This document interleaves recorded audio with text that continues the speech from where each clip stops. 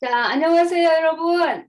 네. 안녕하세요. 안녕하세요. 네, 네. 네, 안녕하세요. 네, 네, 네. 반갑습니다. 반갑습니다. 한 분 한 분 다 환영을 못하고 일단은 모두 오늘 스토리텔링 특강 및 시연회에 오신 걸 진심으로 환영합니다.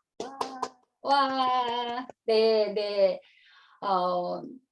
여러분들이 기대하고 고대하던 오늘 시간이 됐습니다. 토요일에 아주 좋은 시간인데도 이렇게 참석해 주셔서 너무 감사드리고요. 오늘 우리가 갈 길이 많습니다. 예, 멉니다. 그래서 빨리 시작을 하도록 하겠습니다. 자, 오늘 특강 및 시연회는 모두 3부로 준비가 되어 있습니다. 자, 1부는 읽지 말고 말해요 라고 하는 우리 백미의 동화구연가님, 현재 그 좋아좋아 아줌마로도 활동을 유튜버로 하시고 계시고, 그리고 현재 실제로 동화구연가, 영어는 아니고 한국어입니다. 네, 동화구연가로 활동을 해주시는데, 지난번에 우리가 작년인가 한번 초대를 해서 아주 반응이 좋았습니다. 네, 그래서 다시 우리가 초대를 좀 했고요. 오늘 한 30여 분 정도 동화도 구현을 해주시고, 또 읽지 말고 말해요라고 하는 제목으로 여러분한테 좋은 내용도 전달을 할 것입니다. 자, 그리고 2부에서는 시연회입니다. 네, 초청 텔러도 있고요. 네, 그리고 이 시연회는 저에게 수업을 듣고 계신 분들은 다 아시겠지만 그렇지 않은 분들도 계실 수 있어서 스토리텔링의 세계라고 하는 과목에서 약간 실습의 개념으로 준비를 했습니다. 많은 분들이 용기를 내주셨고, 힘들고 아무래도 처음에는 조금 여러분들이 초조하고 좀 이렇게 도전과 용기가 필요한 부분입니다. 그래서 여러분들한테 참석하신 분들 모두 격려의 박수를 보내드립니다. 전문가가 아니기 때문에 내가 너무 잘해야 한다 그런 강박관념만 버리시면 충분히 잘하실 수 있고요. 끝나고 나서 여러분이 참 잘했다 라고 하는 생각을 가졌으면 좋겠고, 3부에서는 시간 보고 이제 진행을 하겠는데요. 유지연 대표님의 걸로 수사모 모임이 진행되도록 하겠습니다. 네, 그래서 한 2시간 정도 계획을 하고 있고요. 이 시간 동안 여러분들이 즐겁고 유익하고 행복한 시간이 되시길 바랍니다. 자, 시간 관계상 바로 백미의 구연가님을 모시고 진행을 할까 합니다. 백미 구연가님 준비되셨나요? 네. 네, 네, 안녕하세요. 네네, 제가 시작하세요. 그러면 시작하시면 되고요. 자, 강의를 하는 동안에는 여러분들이 아까도 잡음이 잠깐 들렸어요. 예, 잡음이 들리기 때문에 음성을 다 꺼주시고 뭐 비디오도 좀 다 꺼주시면 더 좋을 것 같아요. 그래서 백미애님만 하시면 될 것 같습니다. 바로 그럼 제가 마이크를 넘기도록 하겠습니다. 네, 지금 제가 자료 공유 중인데 혹시 자료가 보이시나요? 네, 보입니다. 네. 동화구연 읽지 말고 말해요. 자, 여러분, 동화구연이 뭐라고 생각하시고 계셨나요? 자, 제가 지금 보여드리겠습니다. 우선 오늘은 동화구연 말해요인데 이런 내용으로 제가 오늘 강의를 할 것이고요. 자, 우선 구연의 사전적 의미를 한번 살펴볼게요. 구연의 사전적 의미를 보면은 동화, 야담, 만담 따위를 여러 사람 앞에서 말로써 재미있게 이야기하는 것이래요. 하지만 우리는 이 구연 동화가 있다 보니까 문서에 의해서 자꾸 읽으려고 한단 말이에요. 그런데 문서에 의하지 않고 입으로 사연을 말하는 게 동화 구연이래요. 그렇다면 벌써 답 나왔죠? 읽지 않고 말해요. 낭독이 아닌 말을 하면 된다라고 생각하시면 돼요. 근데 여기엔 또 방법들이 있죠. 자, 읽지 않고 말하려면 어떻게 하면 좋을까? 자, 말에는 그냥 예쁜 목소리 가지고 그냥 평평하게 말해서는 내가 하고자 하는 말을 상대방에게 다 전달을 할 수가 없어요. 그래서 상대방이 알아듣게끔 하기 위해서 높은 소리로 말하는가 하면 낮은 소리로도 말할 수 있고요. 어떤 건 길게 말하고 어떤 건 짧게 말하고 또 강하게 약하게 완급 그리고 또 항상 말을 하고 나서는 이 포즈가 필요해요. 포즈가 없이 말을 한다면 여러분들 포즈 생각하면은 혹시 그 모델 워킹을 혹시 기억하시나요? 모델들 막 워킹 하다가 어느 순간에서 딱 멈추죠. 그때 사람들은 그 모델을 주시한단 말이에요.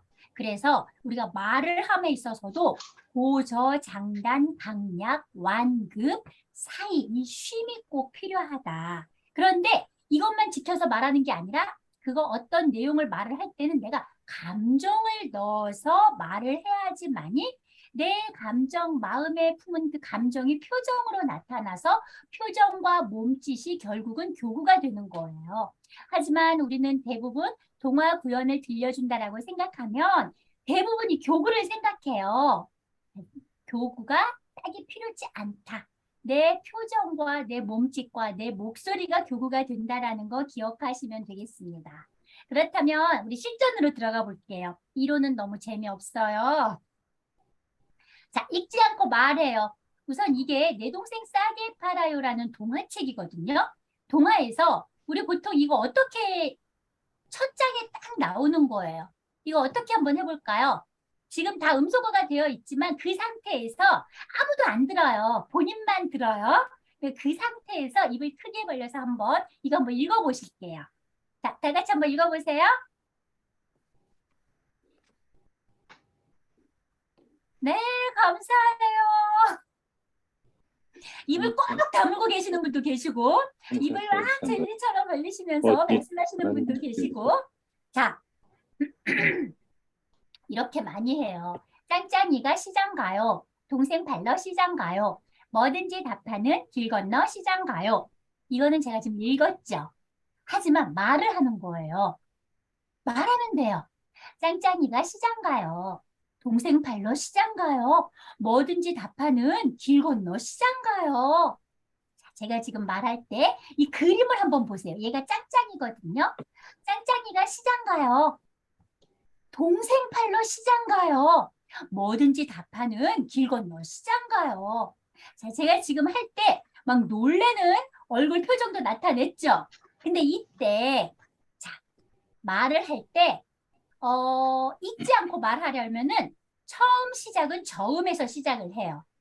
그리고 조사는 부드럽게 가요. 이걸 우리가 읽게 되면 짱짱이가 시장 가요. 짱짱이가 시장 가요. 이렇게 하고 딱딱하잖아요. 그거를 방지하기 위해서 아래에서 들어가요. 부드럽게. 짱짱이가 시장 가요. 시장 간대요. 아무렇지 않죠? 그런데 동생 팔로 시장 가요. 벌써 그 감정이 상승되고 있죠? 이랬을 때 우리가 동생 팔로 시장 가요. 뭐든지 답하는 이렇게 올라가면은 동화가 굉장히 또 오버하는 느낌이 들어요. 그렇다면 다시 또 아래로 와요. 뭐든지 답하는 길 건너 시장 가요. 자, 한번 여기 제가 표시한 대로 한번 같이 해보실까요? 자, 시작! 짱짱이가 시장 가요. 동생 팔로 시장 가요. 뭐든지 답하는 길 건너 시장 가요. 네. 자, 절대 이거를 시장 가요. 이런 식으로 읽지 않게끔 한번 기억을 해주세요. 자, 그리고 또 봐요. 짱짱이 어디 가니? 지금 언니가 놀래서 물었어요. 근데 얘가 그렇게 하고 났을 때 짱짱이 어디 가니? 우리 이렇게 상승하고 나면 어때요? 장난감 가게 언니가 물었어요. 또 이럴 수 있어요. 그러면 너무 과장되게 하는 거거든요. 그럴 때 다시 아래로 내려와요. 장난감 가게 언니가 물었어요. 그러면 동화가 굉장히 편안하고 조곤조곤 말하는 느낌이 들죠? 자, 그 다음 볼게요. 여러분들이 지금 제가 딱 한 가지만 얘기했거든요. 읽지 않고 말해요. 근데 키워드만 기억하세요. 일단 그림책이 있을 땐 그림을 본다. 그리고 그 내용의 감정을 내 얼굴에 표정에 담는다. 그 얼굴이 곧 교구가 된다. 그리고 처음 시작은 아래에서 시작해서 조사는 부드럽게 올라간다. 그렇다면 똥이 풍덩이라는 동화가 있어요. 자, 우선 그림을 한번 보세요. 그림을 한번 보면 어린 남자아이가 있고 엄마가 있어요. 자, 그럼 이제 소개하는 거예요. 얘는 용이야. 용이는 남자아이지. 이렇게 하는 게 아니라 얘는 용이야. 그리고 그냥 말해봐요. 자, 잠깐만요. 자, 해보세요. 얘는 용이야. 우리 보통 말하면 그렇게 하죠? 얘는 용이야. 이렇게 안 한단 말이에요. 자, 그리고 이 엄마가 말해요. 안녕. 난 용이의 엄마란다. 이제부터 용이와 새병기 이야기를 들려줄게. 이러면 되는데 우리는 얘는 용이야. 용이는 남자아이지. 안녕. 나는 용이의 엄마란다. 이제부터 용이와 새병기 이야기를 들려줄게. 이 문서, 책이라는 문서가 있다 보니까 우리는 문서에 의해서 자꾸 읽으려고 하거든요. 자, 구연의 사전적 의미 다시 한번 생각해요. 읽지 않는다. 문서에 의하지 않고 그냥 말한다. 근데 어떻게 말해? 이 동화책을 할 때는 먼저 그림을 살핀다. 그림을 그대로 설명한다라고 생각하면 돼요. 그리고 감정을 실어서 말한다. 얘는 용이야. 용이는 남자아이지. 안녕. 난 용이의 엄마란다. 이제부터 용이와 새병기 이야기를 들려줄게. 잠깐만요. 자, 제가 중간 생략했어요. 자, 그런데 어느 날 용이는 할머니한테 커다란 선물을 받았어. 자, 이러면 지금 읽었죠? 자, 이걸 가지고 지금 부드럽게 말한다라고 생각해봐요. 그런데 어느 날 용이는 할머니한테 커다란 선물을 받았어. 우리 선물 받았으면은 궁금하고 막 그러죠. 그럼 이걸 그냥 그냥 감정 없이 그런데 어느 날 용이는 할머니한테 커다란 선물을 받았어. 이게 아니라 궁금해 이런 감정을 가지고 그런데 어느 날 용이는 할머니한테 커다란 선물을 받았어. 용이는 상자를 열어보았지. 이게 뭐지? 자, 제가 지금 감정을 실었죠? 근데 이걸 갖다가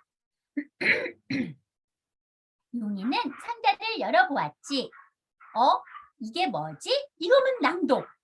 그런데 실제로 궁금해요. 이게 뭐지? 자요. 네, 궁금한 표정 지으면 읽지 않고 말하게 돼요. 그리고 모자인가? 아니, 모자가 아니야. 고양이 밥그릇인가? 아니, 고양이 밥그릇이 아니야. 자, 이걸 갖다가 모자인가? 아니, 모자가 아니야. 고양이 밥그릇인가? 아니, 고양이 밥그릇이 아니야. 이러면 읽는 거. 자, 지금 여러분들도 한번 같이 해보세요. 모자인가? 궁금해서. 시작. 아니, 모자가 아니야. 고양이 밥그릇인가? 아니, 고양이 밥그릇이 아니야. 자, 그럼 또 넘겨봐요.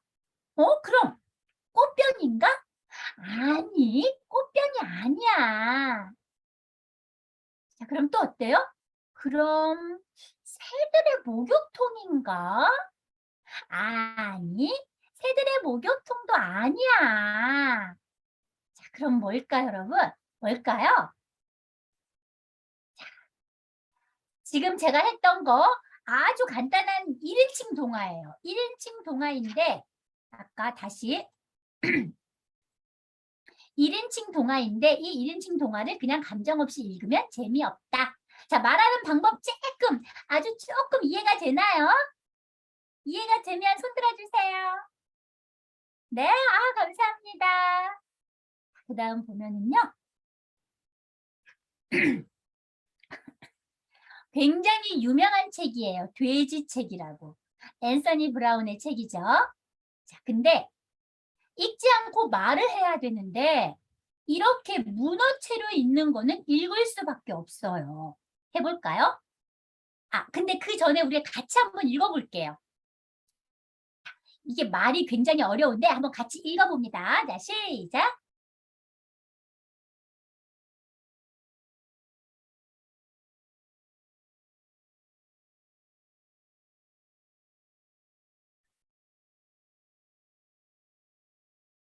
잘 읽어지시나요?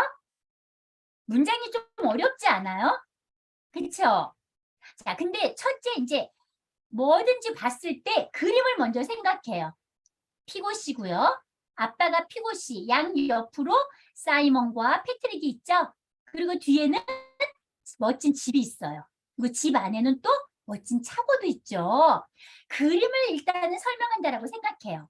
자, 피고씨는 두 아들인 사이먼, 패트릭과 멋진 집에 살고 있었어요. 살고 있었어. 그냥 말한다라고 생각해요. 살고 있었습니다. 이렇게 하지 말고.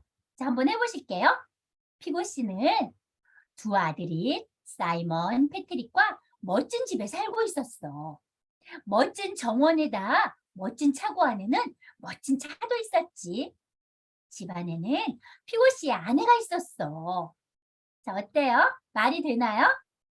근데 이 돼지책은 특히나 문어체로 되어 있기 때문에 우리가 읽기가 쉽거든요. 그런데 여기가 이제 그럼 책대로 읽어야 돼.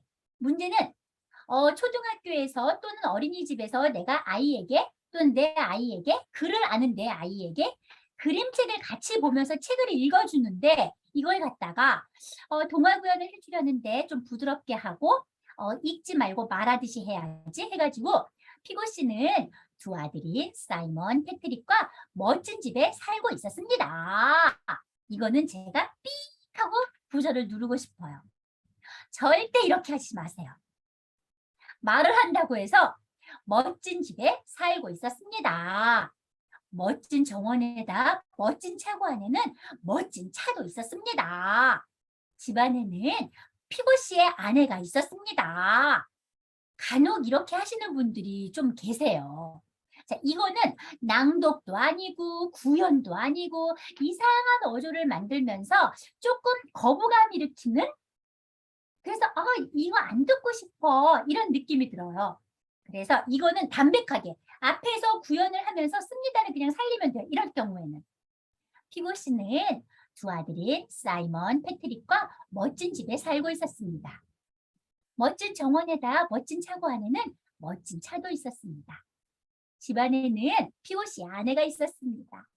자, 내가 글을 아는 내 자녀와 같이 함께 읽을 때는 이렇게 문어체를 그대로 해주지만 글을 모르는 어린이들에게 내가 들려줄 때 또는 이 책 없이 그냥 이 이야기를 들려줄 때는 문어체로 되어 있으면 낭독을 할 수밖에 없기 때문에 구어체로 바꾸셔도 괜찮아요. 사이먼, 패트릭과 멋진 집에 살고 있었어. 살고 있었어요. 자, 드시겠어요? 되셨다고 생각하고 제가 넘겨볼게요. 자, 그런데 대화체 다음에 해설이 올 때가 문제예요. 대화체 다음에 해설이 올 때 해설이 자연스럽지가 못해요. 우선 이렇게 큰 따옴표로 묶은 대화체는 동화 속의 대화체는 동화 속의 등장인물의 말이기 때문에 우리가 당연히 말을 합니다. 왜? 큰 따옴표로 묶은 거는 대화체니까. 그러니까 분명히 말을 하죠. 하지만 큰 따옴표로 묶어지지 않은 나머지 글은 다 나의 큰 따옴표라고 생각하면 돼요. 구연자의 큰 따옴표. 결국 뭐냐? 동화 구연은 읽지 않는다. 말하는 거다. 이걸 다시 한번 기억하시라는 거예요.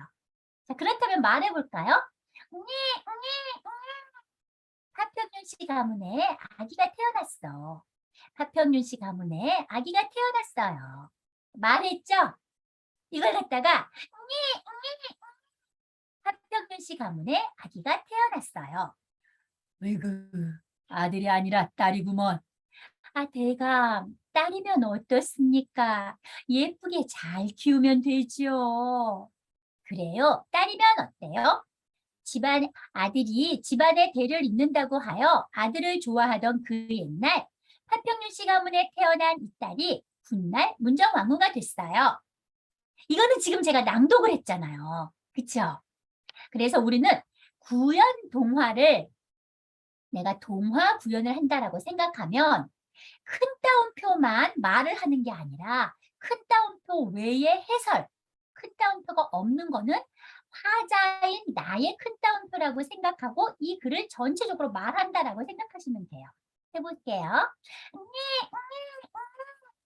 파평윤씨 가문에 아기가 태어났어요. 으이구, 아들이 아니라 딸이구먼. 아, 대감, 딸이면 어떻습니까? 예쁘게 잘 키우면 되지요. 그래요, 딸이면 어때요? 아들이 집안에 대를 잇는다고 하여 아들을 좋아하던 그 옛날, 파평윤씨 가문에 태어난 이 딸이 훗날 문정왕후가 됐어요. 자, 어때요? 지금 내가 아이에게 직접 들려주고 있는 느낌이 드나요? 네. 지금 여러분들이 다 그런 느낌이 든다고 말씀하셨어요. 그죠? 자, 그렇다면 또 볼게요. 이런 경우가 문제예요. 지금 이게 한 문장이에요. 한 문장. 자, 여러분 이거 한번 읽어보시겠어요? 일단 내용을 알아야 되니까 한번 읽어보시고 그 다음 구연으로 들어가 볼게요.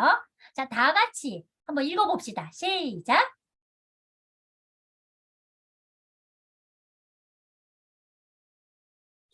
조선의 11대 왕인 중종은 두 번째 왕비 장경하와 인종을 낳은 6일만. 네.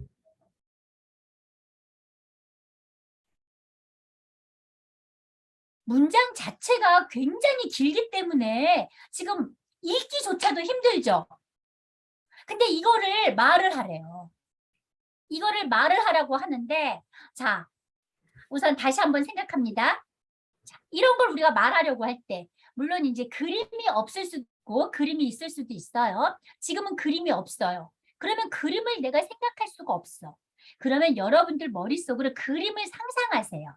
그래서 내가 그 그림을 아이들한테 설명해 준다라고 생각하시면 돼요. 그러시고, 자, 그 다음 또 아래에서 시작하면 돼요. 시작하는 문장은 아래에서 시작한다. 종결어미는 조사는 자연스럽게 부드럽게 한다. 자, 그거를 이제 됐어요. 그러면 그 다음 생각할 게 묶음으로 말해요. 볼까요? 이거를 묶음으로 보면은 조선의 11대 왕인 중종. 이 중종은 두 번째 왕비 장경왕후가 인종을 낳은 뒤 6일 만에 이 세상과 작별 인사를 하자 세 번째 왕비로 문정왕후를 맞이했어요. 자, 되게 어려운데 우리 한번 여기 구현해 볼까요? 조선의 11대 왕인 중종은 조사는 부드럽게 올라가요. 그 다음 아래에서 두 번째 왕비 장경왕후가 인종을 낳은 뒤 6일 만에 이 세상과 작별 인사를 하자 세 번째 왕비로 문정왕후를 맞이했어요.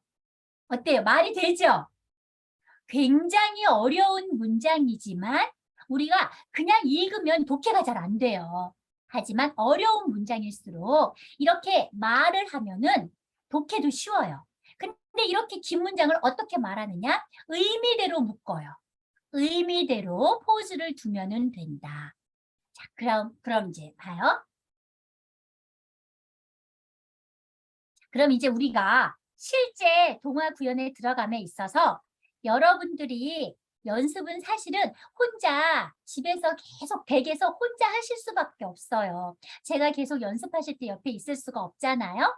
그렇다면 오늘의 제 동화를 한번 기억해 주세요. 자, 해설 부분은 내가 화자가 되어서 읽지 말고 말하면 되고요. 그다음에 대화체 부분은 내가 그 동화 속의 등장인물이 되어야만 돼요. 그래서 실제 상황처럼 합니다. 이 동화는요, 제가 얼마 전에 그 조선왕조 그 문화재단에서 조선왕릉문화재단에서 행사를 했어요. 태릉에서.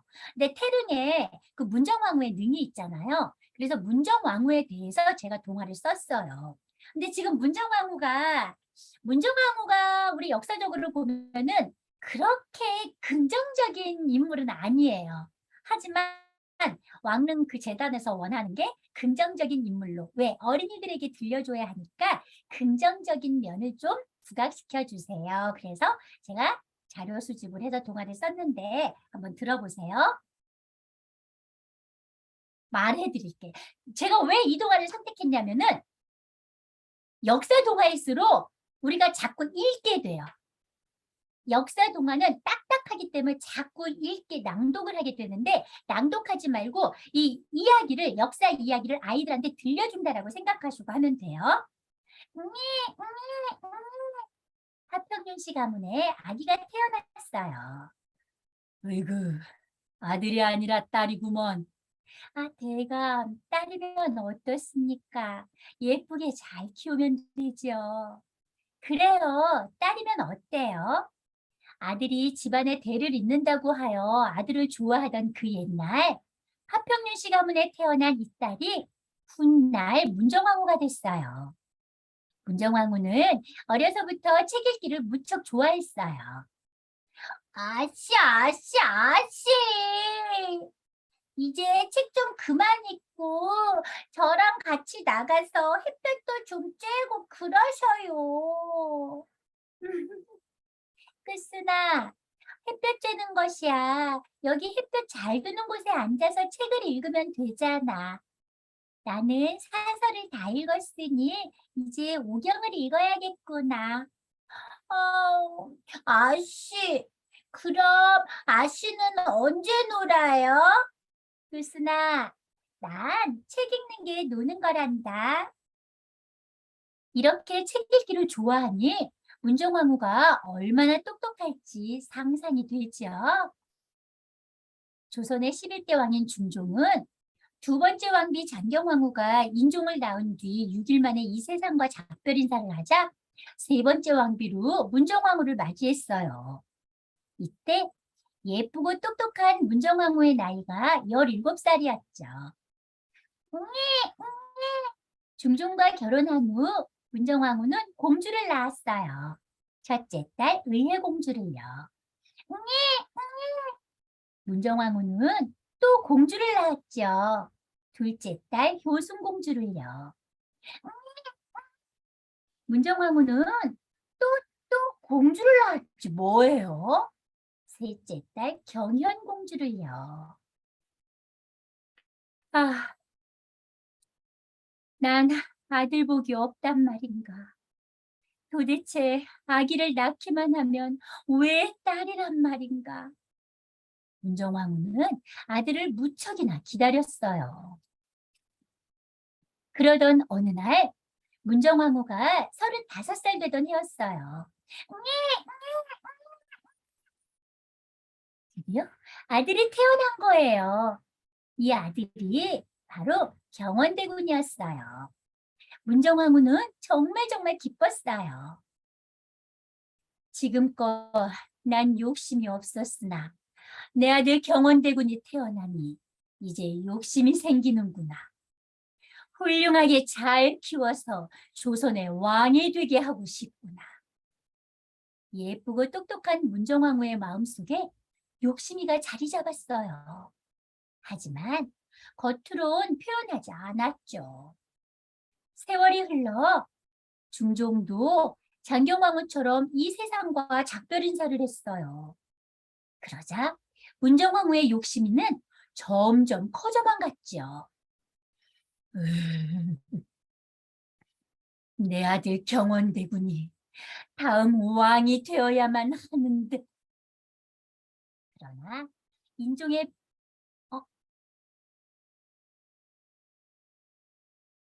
지금 하나가 빠졌는데 제가 그냥 외운 대로 들려드릴게요. 하지만 중종에 이어 조선의 12대 왕은 장경왕후의 아들인 인종이 조선의 12대 왕이 됐어요. 잠깐 외웠던 게 죄송해요. 그냥 통과할게요. 통과하고 욕심이는 커져만 갔죠. 이 앞에 얘기해 드릴게요.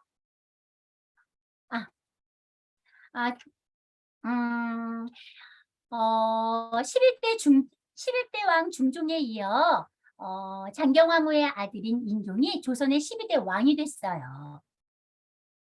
하지만 인종은 몸이 약해서 그만 자리에 눕고 말았죠.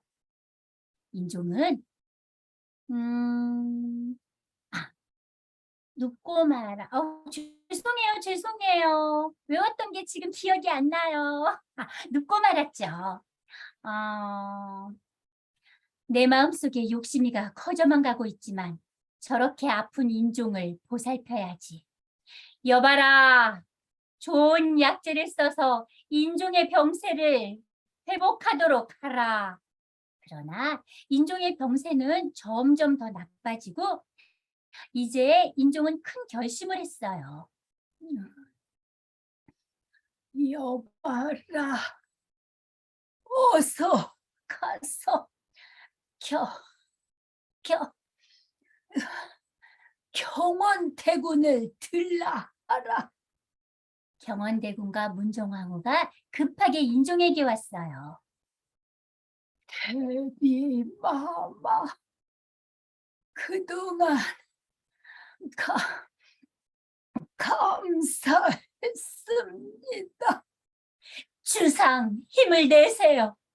내가 궁에 들어왔을 때 인종의 나이 3살, 친자식처럼 잘 키웠는데 주상이 이러시면 조선은 어찌합니까, 주상?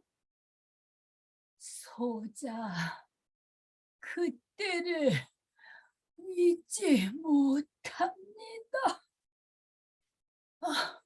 감사합니다. 인종은 문정왕후에게 감사 인사를 하고 경원대군을 바라보았어요. 경원대군, 내가 죽거든 네가 왕이 되고. 마지막으로 이 말을 남기고 인종은 조용했어요. 전하, 아니 형님. 전하.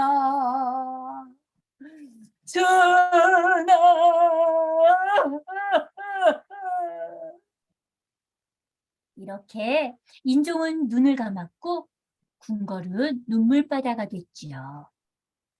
인종의 유언대로 경원대군이 인종에 이어 조선의 13대 왕 명종이 됐어요. 그런데 이를 어쩌면 좋아요? 명종의 나이가 12살밖에 되지 않았던 거예요. 12살이면 지금의 초등학교 5학년 나이거든요. 아니, 초등학교 5학년에게 대통령이 되라고 하면 잘할 수 있겠어요? 어머니, 제가 어찌 나라를 다스릴 수 있단 말입니까? 사랑하는 내 아들, 걱정하지 마세요. 이 애미가 있지 않습니까? 문정왕후의 마음속에 욕심이가 조금 더 커졌어요. 어쩔 수 없구나. 내가 내 아들을 도와야 할 수밖에. 대신들은 들으시오. 난 수렴청정을 할 것이오. 수렴청정이란 임금의 나이가 어릴 경우 왕대비나 대왕대비가 임금을 도와 나랏일을 보는 거예요. 비기스트 프로그 있는 게 있어요. 문정왕후가 수렴청정을 하겠다고 하자 여기서도 수근수근 저기서도 수근수근 대신들은 수근거렸어요. 아니 무엇이 문제요? 성종이 왕이 되었을 땐 전희왕후가 수렴청정을 했었습니다. 나도 내 사랑하는 아들이 어린 나이에 왕이 되었으니 어미가 돼서 당연히 도와야지요. 어르신 말씀이시옵니다. 대왕 대비 마마. 당연히 대왕 대비 마마께서 수렴청정을 하셔야 한다고 봅니다.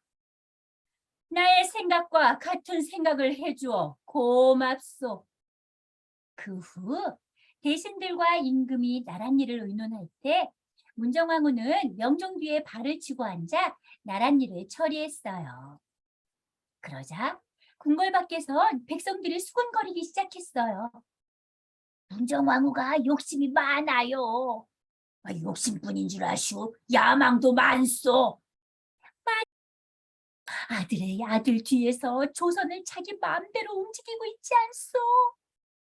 문정왕후는 이런 백성들의 수군거림에 귀 기울이지 않았어요.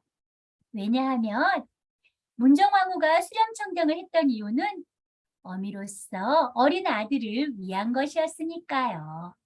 자, 여기까지가 이 동화가 10분 동화거든요. 그런데 이 동화를 할 때 정말 어린 한 4~5살? 4~5살 어린이부터 초등학생 어린이들까지 많은 어린이들이 들었어요. 제가 이거를 듣고 나서 이 역사, 이 문정왕후에 대해서 태어나서 수렴청정을 하게 된 것까지 한번 이렇게 차근차근 물어봤거든요. 아이들이 다 기억해요. 그래서 이거를 우리가 그냥 책으로만 생각하고 읽어주었다면 아이들은 공부해야 한다라는 이 강박관념에 자꾸 외워야 했을 거예요. 하지만 아이들에게 동화를 이렇게 들려줬을 때 아이들은 동화를, 이야기를 기억하고 몇 대 왕이고 그 다음에 문정왕후가 파평윤씨 가문의 딸이고 몇 살에 결혼을 했고 막 이걸 애들이 다 기억을 하고 있더라고요. 자, 저는 지금까지 여러분들에게 동화 구연에 대해서 동화 구연 잊지 말아요. 말해요. 제가 작년 겨울에는 여러분들에게 작년에는 등장인물들의 그 목소리 구연법에 대해서 알려드렸었거든요. 근데 이제 이번에는 등장인물의 대화체가 아닌 해설을 말하는 방법을 알려드렸는데 어찌 좀 이해가 되셨나요? 네, 이해되셨으리라 생각하고 자, 혹시 더 여러분들이 동화구연에 대해서 알고 싶다 그러면 여기 저 유튜브 좋아 아줌마를 한번 검색해 보세요. 자, 백미의 지금까지 강의를 들어주셔서 감사합니다. 감사합니다. 감사합니다.